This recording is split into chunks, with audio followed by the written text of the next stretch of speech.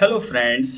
मैं आदित्य आपका agree Aspire के यूट्यूब चैनल पर स्वागत करता हूं और मैं उम्मीद करता हूं कि आपकी प्रिपरेशन जो है बहुत ज़बरदस्त जोरों शोरों से चल रही होगी। तो जैसा कि आप देख पा रहे थे कि आप भी हमारी आर के शर्मा सीरीज़ चल रही है जो कि मोस्ट इम्पॉर्टेंट सीरीज़ है और डबल ईओ में भी इससे क्वेश्चन पुटअप हुए हैं और आने वाले एएफओ एग्ज़ाम या किसी भी कंपटीशन एग्ज़ाम के लिए ये बहुत इंपॉर्टेंट बुक है। हमारे किसी भी कंपटीशन एग्ज़ाम के लिए मोस्ट इम्पॉर्टेंट बुक है। कौन सी? आर के शर्मा। तो जैसा कि chapter first and chapter second complete हो गया है और हमारा कौन सा चैप्टर चल रहा है? हमारा एग्रोनॉमी चल रहा है। एग्रोनॉमी में हमारी कंटिन्यू क्लासेस चल रही हैं और कल हमने क्या पढ़ा था? हमने पढ़ा था इरिगेशन मेथड में स्प्रिंकलर इरिगेशन और ड्रिप इरिगेशन के शॉर्ट उनकी उनमें क्या डिफरेंस है, उनकी कितनी उसमें वाटर होल्डिंग कैपेसिटी होती है, किस तरीके से वर्क करते हैं, मैंने बहुत अच्छे से ब्रीफ में बताया था। तो जिस भी स्टूडेंट को बेसिक से क्लास करनी हो वो इस क्लास को कंटिन्यू कर सकता है और वो चाहता है कि वीडियो देख के और वो अपने नोट्स अपने बुक को मंगवा के समथिंग 5 या 600 की बुक आप इसको परचेज कर सकते हो, 22 या 24 एडिशन। और इस बुक को लेने के बाद आप उसको उससे भी पढ़ सकते हो और वीडियो लेक्चर से अपने नोट्स बना सकते हो। वैसे सबसे अच्छा तरीका है कि इस वीडियो लेक्चर आप लोग मजाक समझते होगे बट वीडियो लेक्चर जो जी मैं प्रोवाइड करा रहा हूँ, पूरी प्लेलिस्ट की सीरीज बना रहा हूँ, इससे आपको एक बेनिफिट है। कैसा बेनिफिट है? बेनिफिट ये है कि ये तो एक प्लेलिस्ट बन जाएगी, आप उसको उठते बैठते आपको बुक की ज़रूरत नहीं होगी। आपके पास बुक हो या ना हो, आप इस प्लेलिस्ट को अगर देख लोगे, प्लेलिस्ट को उठा के, तो आपकी रिवीजन हो जाएगा। और रिवीजन होने के बाद क्या होगा, इसके नोट्स बना लोगे तो आपको किसी बुक की ज़रूरत ही नहीं पड़ेगी। तो मैं यही कर रहा हूँ, मैं बिल्कुल ट्राई कर रहा हूँ कि ये अच्छे से आपको डिलीवर कर पाऊँ और ताकि आपकी प्रिपरेशन जो है वो उसमें चार चांद लग पाए। ठीक है। तो जैसा कि आप देख पा रहे हो कि क्या लिखा है, अपने टॉपिक को स्टार्ट करते हैं। तो लिखा क्या है कि irrigation method suitable for different crop. Flooding में राइस एंड जूट। ठीक है ना। फ्लडिंग मेथड की अगर हम बात कर लेते हैं तो राइस एंड जूट आता है, चेक बेसिन में आता है, groundnut, pulses and finger millet आ जाता है। और बॉर्डर स्ट्रिप की बात करें तो क्लोजिंग ग्रोइंग क्रॉप्स आ जाता है, क्लोज ग्रोइंग क्रॉप आ जाता है। फर्रो की बात कर लेते हैं तो cotton, maize, tobacco, potato, sorghum, sugar cane और वेजिटेबल्स आ जाते हैं। ठीक है। तो इसी बात पे मुझे ये लगेगा तो मैं आपसे पूछूंगा, फर्रो फर्रो जो है, फर्रो में कॉटन, मेज, टोबैको, पोटैटो आता है। तो मुझे सोरगम का साइंटिफिक नेम जरा कमेंट में बताना। देखिए आप क्लास को देख रहे हो या एक्टिव हो या नहीं हो। ठीक है। मुझे आप सोरगम का बताओगे और मुझे फिंगर मिलेट और सोरगम का साइंटिफिक नेम आप मुझे कमेंट सेक्शन में दोगे बता के, ताकि मैं देखूँ आप एक्टिव हो या नॉन एक्टिव हो। ठीक है। क्योंकि ये वन लाइनिंग चीज़ है, इसमें रटने वाली है। इसको मैं पढ़ रहा हूँ, पढ़ के सुनो और इसको लिखो, इसको रटो। इसमें समझने वाला कोई ऐसी चीज़ नहीं है। अच्छे सरज मेथड की बात करें तो मेज और सोरगम हो गया। और कॉर्रुगेशन शैलो एंड स्मॉल फर्रो में वीट, ग्राउंडेड, स्टेरिया स्पीसीज हो गया। ठीक है ना। स्टेरिया स्पीसीज हो गया। ड्रिप में शुगर कैन हो गया, जाहिर सी बात है। टपक सिंचाई में स्प्रिंकलर में वेजिटेबल एंड फ्रूट क्रॉप हो गई। याद रखना। ठीक है। और ये हो गया, ये मतलब इरिगेशन मेथड में कौन कौन सी क्रॉप इस यूज होती है, तो मैंने आपको बेसिकली अच्छे से बताया। ठीक है। सेंसिटिव स्टेज जो है, इससे क्वेश्चन हमेशा किसी न किसी एग्जाम में या तो थ्योरी फॉर्म में दिखेगा या फिर आपको थोड़ा सा कंफ्यूजन क्रिएट कराएगा, बट दिखता ज़रूर है। तो most sensitive critical period stages of major crops. ठीक है। स्पेशली मुझे लगता है एक क्वेश्चन ए4 में भी इससे मिल सकता है। भाई पॉसिबिलिटी है, हम पढ़ाते हैं इसी को मान के पढ़ते हैं ना कि ताकि हमें क्वेश्चन मिलेगा, तभी तो कॉन्फिडेंस क्रिएट होता है और तभी हम जाके एग्जाम दे पाते हैं। हम पढ़ रहे हैं वहां से क्वेश्चन ही ना आए तो फिर हमारा पढ़ना बेकार है ना। तो राइस जो है, पैनिकल इनिशिएशन। ठीक है। फ्लग लीफ एंड मिल्की स्टेज है, इसकी 3 स्टेजेस होती हैं। सोरगम की बूटनिंग एंड फ्लावरिंग है। मेज की सिल्किंग एंड टेसलिंग है। पर्न मिलेट की बूटिंग एंड फ्लावरिंग है। फिंगर मिलेट की फ्लावरिंग है। ग्राउंड नट की peg penetration and pod development है। हेड सनफ्लावर की head formation and early grain filling है। सीसम की फ्लावरिंग है। और सोयाबीन की फ्लावरिंग एंड पॉट फिलिंग है। मस्टर्ड की फ्लावरिंग सिलिकुआ डेवलपमेंट है। इंपॉर्टेंट है, इसको देख लेना, ये इंपॉर्टेंट है। ठीक है। ये इंपॉर्टेंट है, सीसम की इंपॉर्टेंट है। ठीक है, इसको भी देख लेना। और बाकी ग्राउंड नट की अक्सर पूछी जाती है।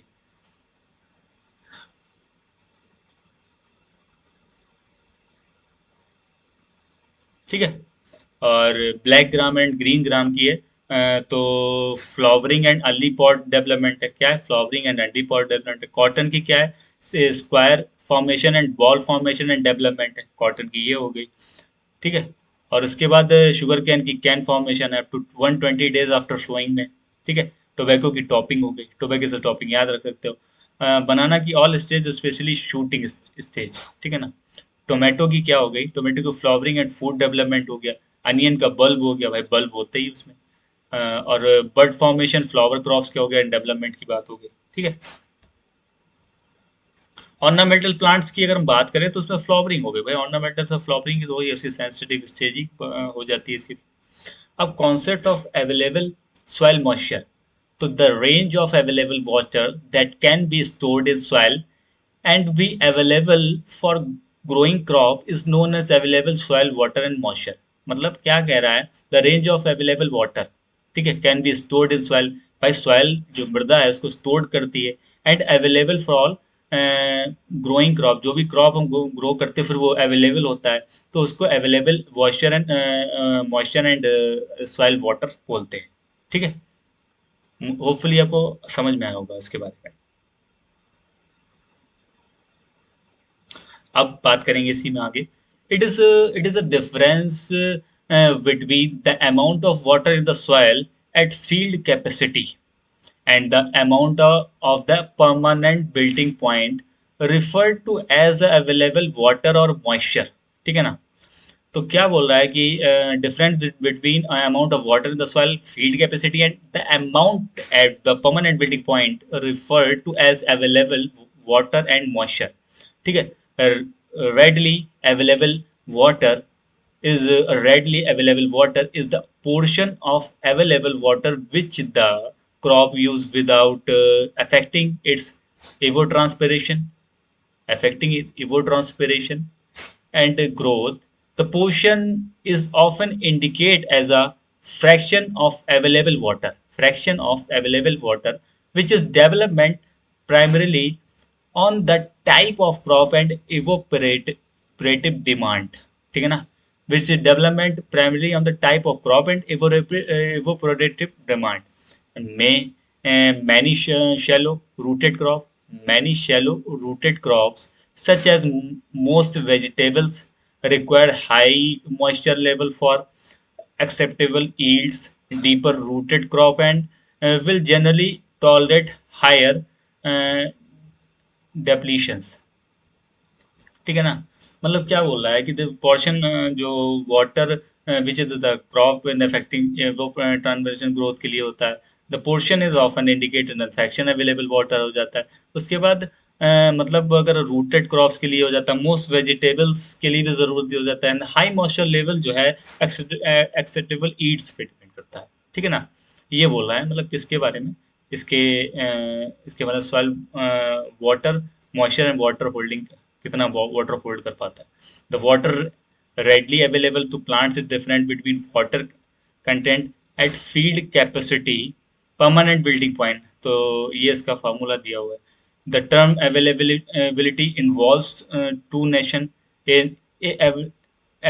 ability of plant root to observe and use the water will which it is contact and, ठीक है, readinesses or velocity with which the soil water moves in the replace that which has been used by plant। Important point है, ये दोनों point important है। इसको बार बार पढ़ के देखिएगा कि root to the absorb, root को एब्जॉर्ब करके use the water which is contact. ठीक है ना। Contact the readiness and velocity with the soil water moves, soil water को मूव्स करके in the replace of which has been use by the plant. ठीक है ना। ये इसको देख लेना। और the water is readily absorb the plant root between field capacity, important है, 0 पॉइंट -0.33 बार, परमानेंट बिल्टिंग पॉइंट -15 बार। Got it? ठीक है, याद रखना। इसको मैं बिल्कुल बार बार कल भी बोला था और आज भी मैं इसको बोलूंगा, इसको बिल्कुल रट कीजिए। इस ऑप्शन में पूछेगा माइनस का 1 का 0.33 बार किसका होगा, तो फील्ड कैपेसिटी होगा, परमानेंट बिल्डिंग पॉइंट किसका होगा, माइनस का 15 बार हो जाएगा। ठीक है, इसको आपको देखना है बार बार। अब फील्ड कैपेसिटी क्या होती है? अब भाई फील्ड कैपेसिटी मतलब आप ये मान के चलिएगा मोटी लैंग्वेज में कि जब भी भारी वर्षा होगी सिंचाई के बाद, जो उसका ग्रेवि मतलब कैसे समझाऊं, उसकी ग्रेविटी होती है, जो उसका गुरुत्वाकर्षण कारण होता है, अतिरिक्त पानी नीचे चला जाता है। इस प्रक्रिया के रुकने के बाद जब मिट्टी में जो नमी बची रहती है उसे फील्ड कैपेसिटी कहते हैं। मतलब हिंदी के लिए अगर इसको हिंदी में समझो तो क्या होती है, भारी वर्षा सिंचाई के बाद गुरुत्वाकर्षण के कारण अतिरिक्त पानी मिट्टी में नीचे चले जाना, अतिरिक्त पानी मिट्टी के नीचे चले जाना। ठीक है, इस प्रक्रिया के रुकने के बाद मिट्टी में जो नमी रहती है उसे फील्ड कैपेसिटी कहते हैं। इसमें क्या रहता है, इसमें इस मिट्टी का अधिकतम जल धारण करने की इस क्षमता को फील्ड कैपेसिटी जो है अधिकतम जल धारण करने की क्षमता को दर्शाता है। और गुरुत्वाकर्षण बाहर नहीं निकल पाता, जो पौधों के लिए आदर्श जल स्तर भी बन जाता है। ठीक है ना, शुद्ध हिंदी में समझो। इसे आमतौर पर भारी वर्षा के 2-3 दिन बाद मापा जाता है, जब मिट्टी में नमी स्तर स्थिर हो जाता है। क्योंकि आप तो 2-3 दिन इसलिए नापा जाता है क्योंकि नमी भाई होल्ड कर लेता है, फील्ड कैपेसिटी वाटर को होल्ड कर लेता है।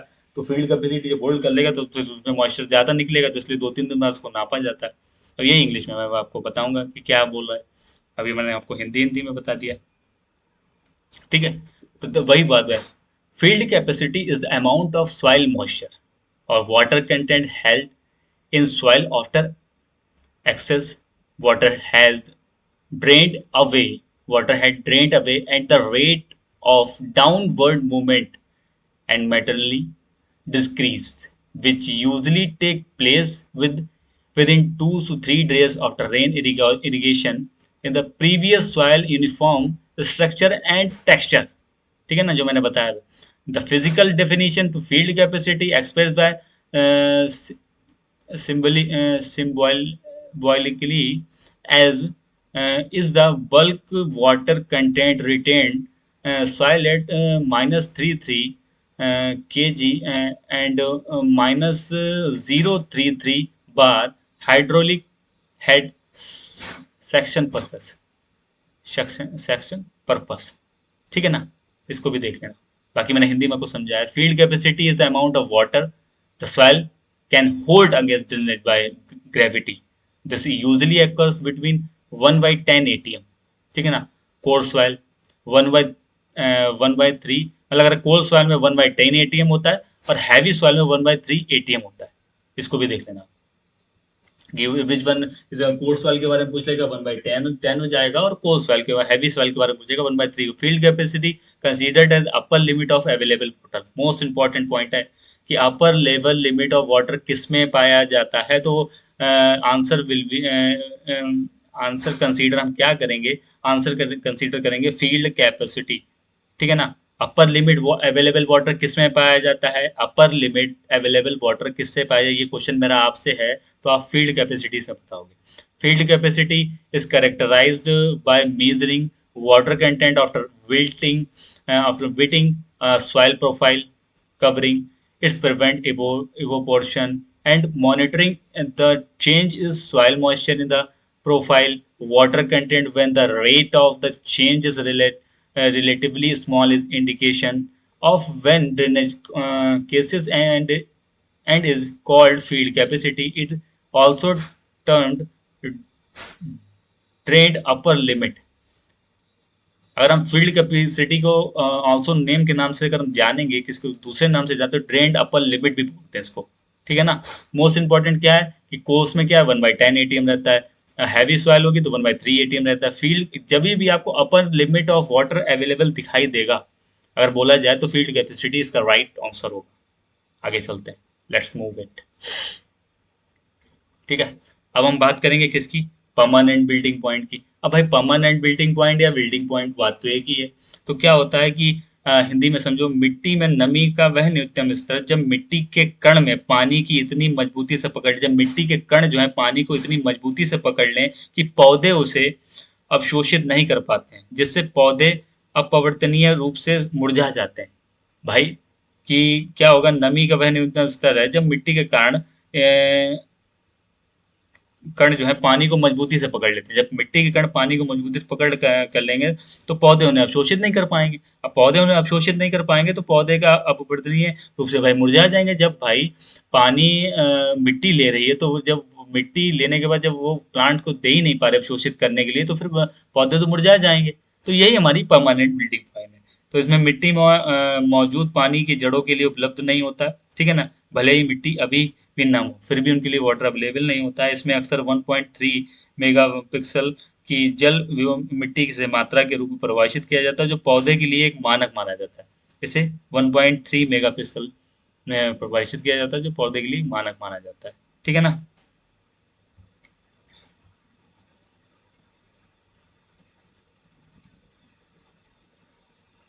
तो ये परमानेंट बिल्डिंग पॉइंट आपको हिंदी में मैंने समझाया।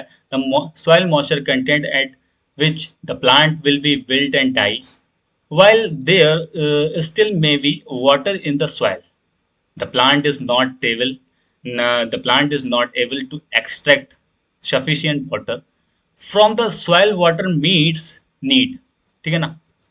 यही बात तो मैंने हिंदी में समझा। Permanent wilting point is the moisture content of a soil at which plants permanently wilt and wilt not recover. This occur between 10 and 20 atm tension। 10 and 20 atm tension हो गया। Permanent wilting point is defined as the minimum minimal point of the soil moisture that plant required not to wilt। ये भी एक important चीज है, इसको भी आप पढ़ लेना एक बार, ठीक है। If moisture decrease to the any lower point and plant wilts and can no longer recover its uh, tragedy, tragedy, tragedy, tragedy, ठीक है ना, longer recover tragedy when placed in a saturated atmosphere for 12 hours। Permanent building पर में saturated atmosphere होता है 12 hours तक रहता है, ठीक है ना। और अगर physical definition of the wilting point की बात करें symbolically express as defined as the water content -1500 के जी या -15 बार की बात कर लेते हैं तो नेगेटिव हाइड्रोलिक हेड्स की बात करते हैं। तो ये होता है। और परमानेंट वैल्यू जो है इसकी not constant and any given soil but determined the integrated affected to plant soil and atmosphere condition। इसको पॉइंट को देख लेना, इसको मैं हाईलाइट कर रहा हूँ, ठीक है ना। Permanent considered lower limit and available water. अब ले यहाँ पे लोअर लिमिट वाटर हो गया। अब ले मैं आपको समझाऊँ परमानेंट कंसीडर किसको कर रहा है, लोअर लिमिट को कर रहा है। और हमारा field capacity consider upper limit को कर रहा है। इंपॉर्टेंट है, अपर लिमिट के वाटर में फील्ड कैपेसिटी आएगी और लोअर लिमिट के वाटर में परमानेंट बिल्डिंग पॉइंट आएगा, ठीक है। तो दोनों में क्या होगा कि field capacity permanent wilting point में अगर बीच में देखा जाए तो नमी की मात्रा उपलब्ध नमी कहते हैं जिसमें आसानी से उपयोग किया जाता है, ठीक है। अतिरिक्त पानी फील्ड कैपेसिटी जल स्तर है जहाँ पे गुरुत्वाकर्षण के कारण अतिरिक्त पानी बह चुका है। जबकि परमानेंट बिल्डिंग पॉइंट का निम्न स्तर है जहाँ पानी की उपलब्धता हो जाती है। मतलब आप फील्ड कैपेसिटी की बात करो वहाँ पानी उपलब्ध है और परमानेंट बिल्डिंग पॉइंट में पानी की उपलब्धता उपलब्ध हो पाता है, ठीक है ना। अब वही बात आ गई। अब ग्रेविटेशनल वाटर हो गया, ठीक है ना। ग्रेविटेशनल वाटर हो गया, कैपिलरी वाटर हो गया, हाइड्रोस्कोपिक वाटर हो गया। तो water is the microbes the move downward freely influence in gravity more than 1/3 बार, ठीक है ना, more than 1/3 bar.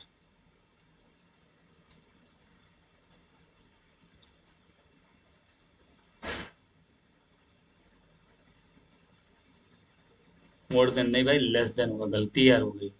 Less than beyond the root zone in the called gravitational water it not available to plant. जो gravitational water होता है ये कई बार पूछते हैं कि नॉट अवेलेबल प्लांट होता है तो वो ग्रेविटेशनल वाटर होता है जो नॉट अवेलेबल फॉर प्लांट के लिए रहता है, ठीक है। कैपिलरी वाटर होता है water retained by the soil capillary pores microbes availability -1/3 या -3 पॉइंट। ये जरूर इसको लिख लो, ऊपर भी लिखो, इसको भी लिखो, तो force of surface tension in continuous film around the soil particle is called the capillary water is available for the plant growth. तो क्या होता है ग्रेविटेशनल वाटर? अब जैसे अपर अपर में क्या है, वो है फील्ड कैपेसिटी है, लोअर लिमिट अवेलेबल में परमानेंट बिल्डिंग पॉइंट है। ग्रेविटेशनल वाटर किस में है? Not available for to plant है। कैपिलरी वाटर किसके लिए है? कैपिलरी वाटर जो है अवेलेबल फॉर प्लांट्स ग्रोथ के लिए। Got it? इस तरीके से ऐसे करके चीजों को जोड़ जोड़ के एक दूसरे से लर्न किया करो तो ज्यादा इजिली हो जाएगा आपके लिए। हाइड्रोस्कोपिक वाटर क्या हो गया? व्हेन वाटर इज हेल्ड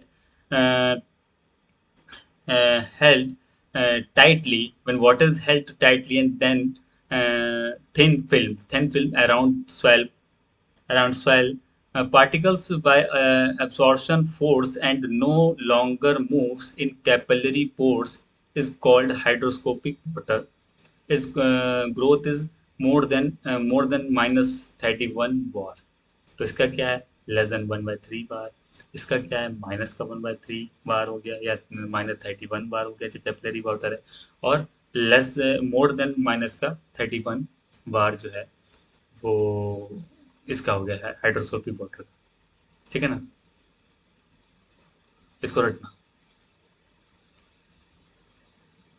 अब सॉइल वाटर अवेलेबिलिटी की बात करें तो soil texture fine texture soil has more water holding capacity and retention capacity, more water ability.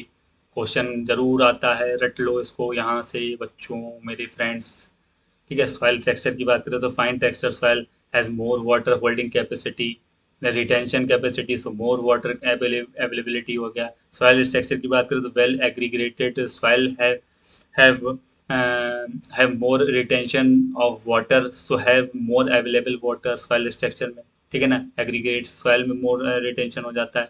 Organic matter की बात करें तो soil with higher organic matter है हैव हायर वाटर होल्डिंग हो जाएगा। Thus more water is available for plant हो गया। Soil compaction की बात करें तो less compact soil has higher number of total pore space which result in high water retention।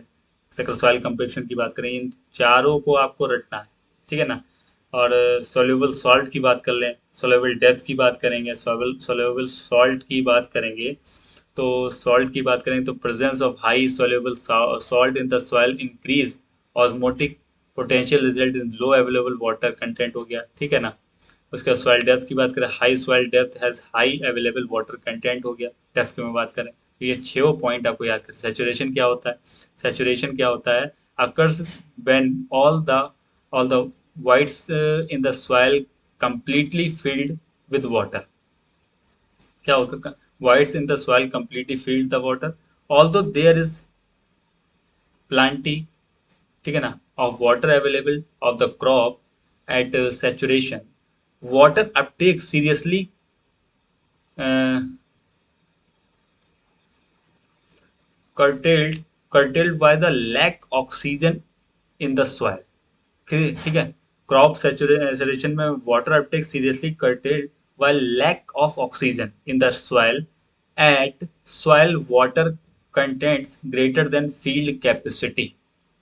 saturation क्या होती है ना कि the lack of oxygen in the soil, the lack of oxygen in the soil at soil water content greater than field capacity।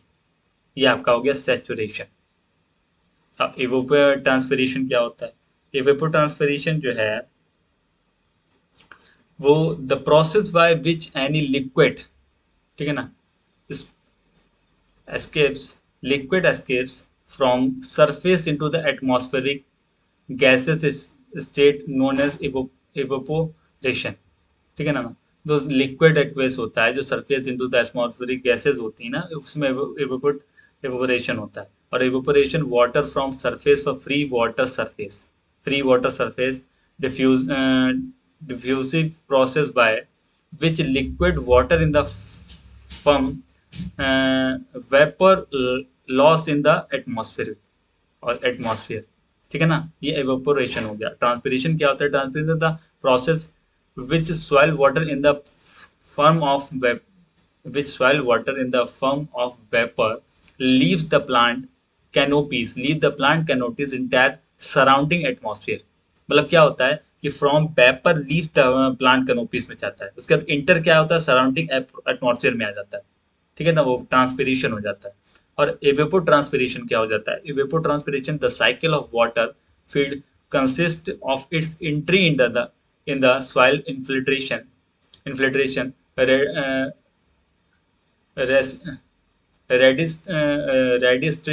redistribution, downward drainage within the soil uptake by the plant, and its return the atmosphere in the twin process transpiration and evaporation. Transpiration and evaporation. The combined loss of water through evaporation and transpiration is called evapotranspiration. Important है, most important है कि evapotranspiration क्या होता है, the combined loss of water, evaporation and transpiration is called evapotranspiration। ठीक है, तीनों term मैंने आपको बता दिए, इनको तीनों को बार बार रिवीजन करना, लिख के देखना, नहीं याद हो तो कमेंट सेक्शन में आप कमेंट कर सकते हो कि सर थोड़ा और अच्छे से पढ़ाइए। अब बात हो जाती है वाटर रिक्वायरमेंट क्रॉप। तो water requirement crop is quality water needed, ठीक है। Normal crop is growth yield period of time to place may be supplied by precipitation by irrigation और बोथ, ठीक है ना भाई, वाटर की ज़रूरत पड़ेगी। उसके बाद डिमांड, अगर ट्रांसपोर्टेशन की बात करें तो आई वी बराबर ई आर एस हो गया, ठीक है ना। तो आई वी आर एस क्या है, इसका ये फार्मूला है, इसको किस तरीके से याद करोगे। और वाटर, ये मैंने पहले भी पढ़ाया था, फिर से मैं आपको बता दूं कि वाटर रिक्वायरमेंट डिफरेंट क्रॉप की बात करें तो राइस में 90 से 250 तक चाहिए होता है सेंटीमीटर रिक्वायरमेंट है। वीट, सोरगम, सोयाबीन, टोबैको में 45 से 65 हो गया। मेज, कोकोनट में, मेज और ग्राउंडनट में 50 से 80 हो सेंटीमीटर हो गया। शुगर कैन में 150 से 250 हो गया, ठीक है। सोयाबीन में 45 से 70 हो गया, 70 से 130 कॉटन हो गया। पोटैटो में जो है वो 60 से 80 हो गया। The period when water requirement maximum is called peak period of water requirement, ठीक है ना। तो उसके पीरियड को peak period of water requirement, इसको क्रिटिकल स्टेज भी बोलते हैं, इसको क्रिटिकल स्टेज भी बोलते हैं, ठीक है। तो critical stage of crop irrigation, इससे भी क्वेश्चन बनता है फ्रेंड्स। तो क्रिटिकल स्टेज में राइस की टिल्डिंग है, पेनिसिल इनिशिएशन, हेडिंग है, फ्लावरिंग है राइस की, ठीक है। उसके बाद वीट के सीआरआई और लेट है, फ्लावरिंग है, मिल्किंग है, डफ स्टेज है। मेज में टेल्सिंग सिल्किंग है, डफ स्टेज है। सोरगम बोटिंग, ब्लूमिंग और मिल्किंग, डफ स्टेज है, हेडिंग और फ्लावरिंग। पर्म मिलेट में, जैसा कि मैं पहले आपको ये सब पढ़ चुका हूँ, पल्सेस में भी वही है, देखो लूसन की इंपॉर्टेंट है, इसको पढ़ लो। चिकपी की late vegetable phase and pod development, ठीक है। Pod development, peg and pod, groundnut देखो ये आ गया, पैग एंड पॉट देखो बेटा। सोयाबीन और सेसमम ब्लूमिंग स्टेज है। नी हाई जो है वो सनफ्लावर और उसमें अर्ली स्टेज होती है, जो ये भी आपको याद करना, ठीक है ना। वाटर यूज इफिशियंसी क्या हो गया, water use efficiency means how to use limited quality of water very efficiency. मतलब हम लिमिटेड क्वालिटी का वाटर वेरी इफिशियंसी से यूज करते हैं, वो वाटर यूज एफिशिएंसी कहलाती है। जैसे ratio of marketable crop, ratio of marketable crop product per unit of water is known as water use efficiency, and water use efficiency measured by KG per hectare centimetre. बहुत important line है ये, इसको मैं 5 star बोल रहा हूँ। Water efficiency जो है, ratio of marketable crop product produce per unit of water is known as water use efficiency. Water use efficiency is measured in KG per hectare centimetre. इसको लिख लेना, अगर आप अपनी क्लास को ले रहे हो कंटिन्यू तो इस पॉइंट को लिख लेना, लिख लेना, लिख लेना, मैं बार बार बोल रहा हूँ। फील्ड फील्ड में वाटर यूज एफिशिएंसी, क्रॉप में वाटर यूज एफिशिएंसी का इससे कभी न्यूमेरिकल भी आ जाता है कि क्या होती है, इसका मैं न्यूमेरिकल आपको बता दूंगा कि इसका न्यूमेरिकल किस तरीके से आता है, इसको रट लेना, ठीक है। फिर इरिगेशन वाटर क्वालिटी क्या हो जाता है, इरिगेशन में water either the precipitation ground and never remains pure as the moment is converted into liquid from the vapor gets mixed with atmosphere gases, and after reaching of the on the earth is it is mixed with various salt minerals and even heavy metals, ठीक है ना। ये हो गया। और इसके बाद prime का इरिगेशन इज आयरन like the sodium, calcium, magnesium, potassium and anions like carbonate bicarbonate chloride sulphate जो इरिगेशन वाटर क्वालिटीज में यूज किया जाता है। Most express of the basis of total salt consideration water, ठीक है ना। No consideration of the these contents and bicarbonate content boron concentration, ठीक है। उसके बाद अगर सॉल्ट कंटेंट इरिगेशन वाटर की बात कर लें तो ये 0.2 से 0.5 वाटर बेस्ट क्वालिटी का होता है। 0.3 अगर सॉल्ट कंटेंट की बात करें बेस्ट क्वालिटी का होता है। 1 से 2 के लिए वाटर कॉजिंग सैलिनिटी या अल्कलिनिटी हैजार्ड आ जाएगा, और 3 से 4 में तो लीचिंग एंड परफेक्ट ड्रेनेज आ जाता है, ठीक है। इसको देख लेना, चार्ट को याद करना जरूरी, कभी कभी चार्ट से एग्जाम में क्वेश्चन डायरेक्टली पूछ लेता है। Salinity laboratory grouping of irrigation water की अगर बात करें तो C1 C2 C4 हो जाते हैं। तो C1 लो, C2 मीडियम हाई सैलिनिटी, और वेरी हाई सैलिनिटी हो गई तो EC, ठीक है ना। EC जो है मिलीमोल सेंटीमीटर में कितनी हो जाएगी, 0 से 2.250 हो जाएगी, 0 से 250 हो गई। उसके बाद ये फिर इसको आप देख लेना, ठीक है ना। इसमें सबसे बड़ी बात है कि जो लो रहता है उसमें सेफ रहता है, नीड्स लीचिंग है। और नॉट सुटेबल, जो हाई वेरी हाई वो नॉट सुटेबल है। तो ये देखना रेंज की जो साल्ट कंसंट्रेशन है उसका कितना किसने में ज़्यादा है, ठीक है।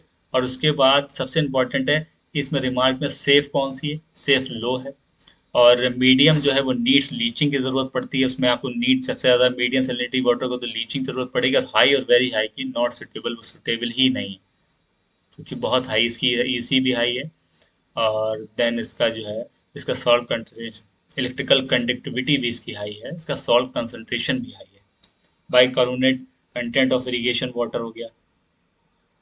तो कैल्शियम एंड मैग्नीशियम CaCO3 या MgSO CO3 हो गया था। Na replace calcium magnesium synthesis NaCO3 which against causes sodium hazard call the residual sodium carbonate, residual sodium carbonate कह देते हैं। अब residual sodium carbonate not suitable for irrigation, तो more than 2.5 होगी तो नॉट सुटेबल फॉर इरिगेशन होगी, needs gypsum की जरूरत पड़ जाएगी, इंपॉर्टेंट है।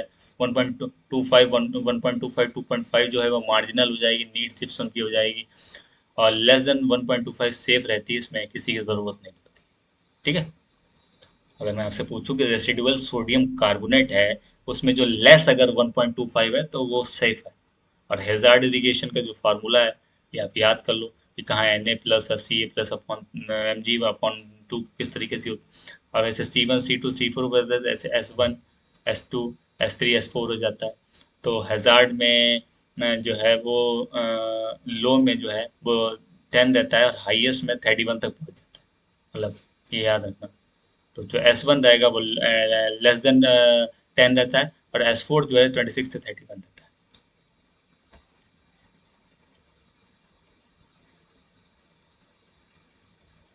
अब बोरॉन हजार्ड इरिगेशन जो है इसको भी देख लेना, पूछ ले कोई बड़ी बात नहीं।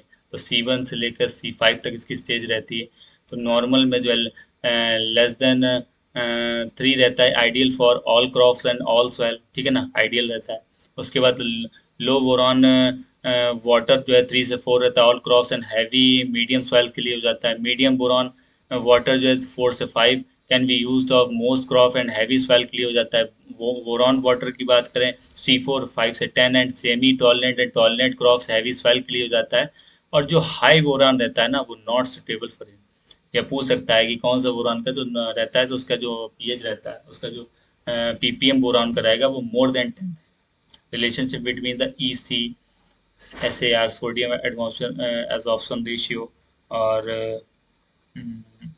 ये आपका हो गया। तो उसमें जो है इसमें आपको याद करने वाला जो पॉइंट है इसमें ये है कि गुड जो है वो आपका लेस देन 2 रहेगा, इसी SAR भी लेस रहता है, और 2.5 इसका जो है SRSC रहता है। ये तीनों चीज़ें इसकी लेस रहेंगी, नॉर्मल में 2 से 4 और लेस रहेगा। और ये भी लेस रहेगा 10, ठीक है। सोडिक में इसका जो EC रहेगा वो लेस रहेगा, लेकिन SAR हाई रहता है, और RAC जो ये भी हाई रहता है, ठीक है। फिर 4 से 8 रहता है नॉर्मल अगर सेलाइन होगा। और ये आपका हाई रहेगा, नहीं नहीं लो रहेगा। और फिर ये 0.0 रहता है पुअर में, तो ये हाई रहेगा। और फिर जो है फिर ये लो हो जाएगा, और फिर ये हाई हो जाएगा, ठीक है। यहाँ तक आपने आज पढ़ा कि ECSAR, और उससे पहले आपको मैंने वाटर बिल्टिंग पॉइंट और परमानेंट बिल्टिंग पॉइंट बताया, और जो आपसे पूछा जा रहा था वो हमने आपको आपको कमेंट सेक्शन में देना है। और मुझे ये भी पता लगे कि आप क्लास को अच्छे से देख पा रहे हो, और मेरी जो मेहनत है, जो मैंने आर के शर्मा का कमिटमेंट पूरा किया है, वो मैं पूरा कर पाऊंगा विदाउट आपके सपोर्ट से नहीं। प्लीज़ अपने फ्रेंड को शेयर भी तो करो यार, एटलीस्ट 1K तक सब्सक्राइबर तक पहुंचा, ताकि एक एनर्जी मुझे मेरे अंदर बिल्डअप हो, ताकि मैं और अच्छे से आपका और अच्छे से वर्क कर पाऊँ। इतनी तो एक रिक्वेस्ट अपने टीचर की मान सकते हो, जो भी मुझे समझते हो आप। ठीक है। अभी PSFO मेंस का एग्जाम है, बस ये सब चीज़ें इंपॉर्टेंट है आपके लिए।